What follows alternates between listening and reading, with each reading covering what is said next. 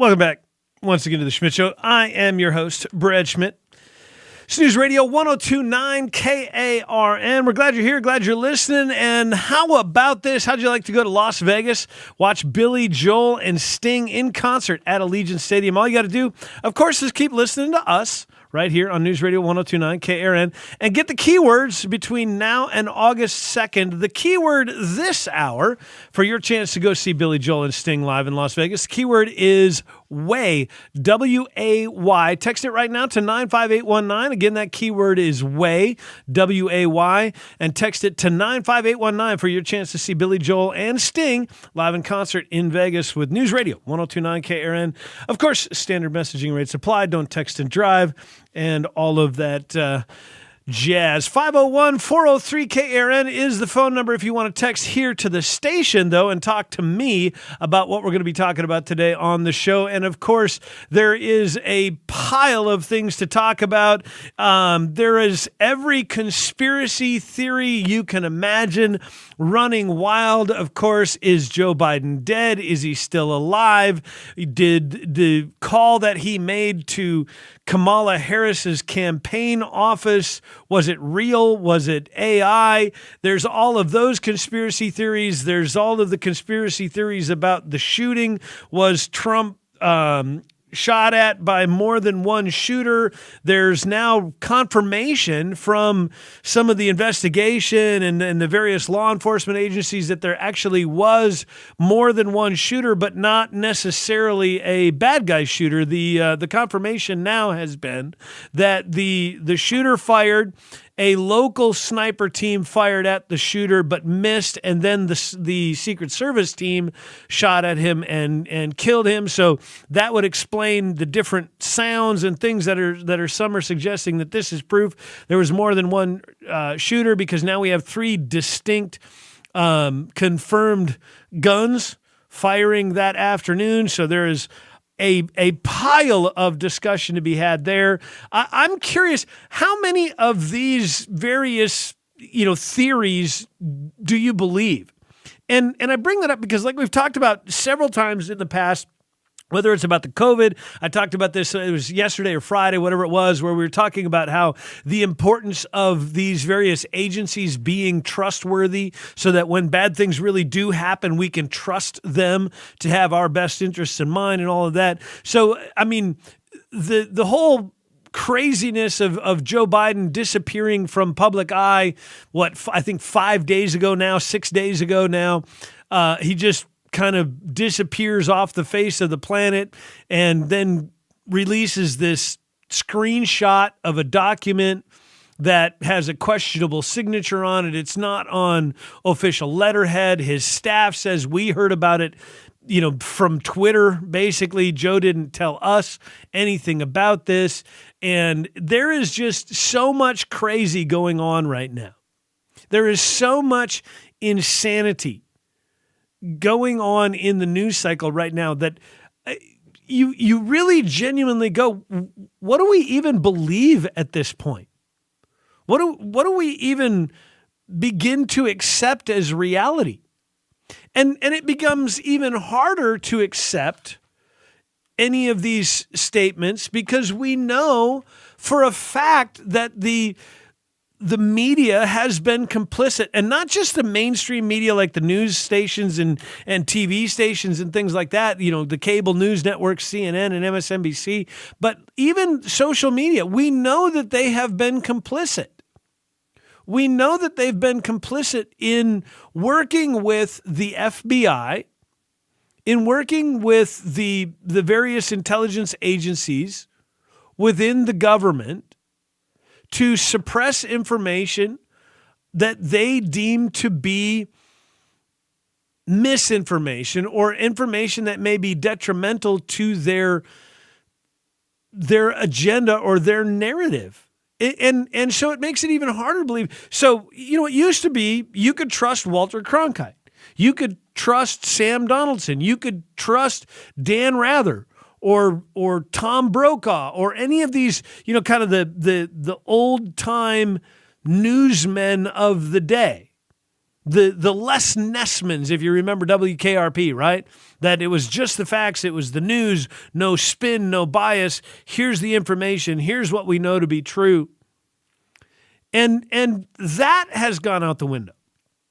Because the news media, whether it's Jake Tapper or Rachel Maddow or Greg Gutfeld, it doesn't matter even which news channel or news organization you're talking about, they're all biased in one way or another, some more than others.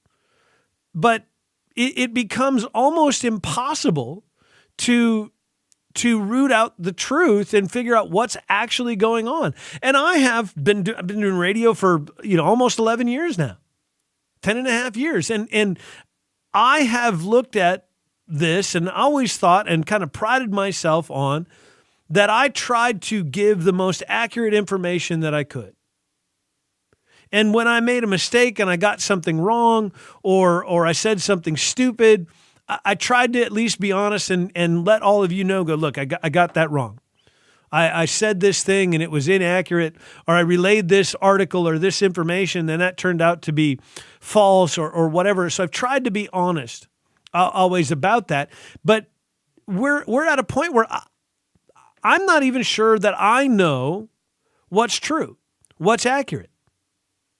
I mean, the rumor mill has been running wild since yesterday afternoon or late Sunday night, whenever it was, that Joe Biden is potentially dead. Even Charlie Kirk posted yesterday on Twitter saying, "Look, I'm getting some weird reports from people that have reached out to me from the Las Vegas Police Department, and they said that there was this emergency flight they were originally going to have Joe do this, and then suddenly he didn't do it, and he went somewhere else, and it just all of this kind of craziness." And they're saying that he had this massive stroke. And, now apparently there's video of Joe Biden getting out of a black SUV and making his way to the airport or the Air Force One and getting on the plane and heading back to D.C. And even that, people are calling into question, it's AI. It's not real. That's not actually Joe. It's a guy in a Joe mask. And I mean, the only thing I guess that would prove to me that it's actually Joe is if he fell walking up the stairs into Air Force One. So I bring all of this up because there is so much we need to talk about today. There's so much to get to in this discussion about the events of the last 9 or 10 days. How they have been the craziest 9 or 10 days in probably the entirety of my radio career, and maybe even longer. But I want to try to kind of boil down some of this to what we know to be true and what it means for us as voters, taxpayers, citizens, all of that moving forward. What do we do with it all?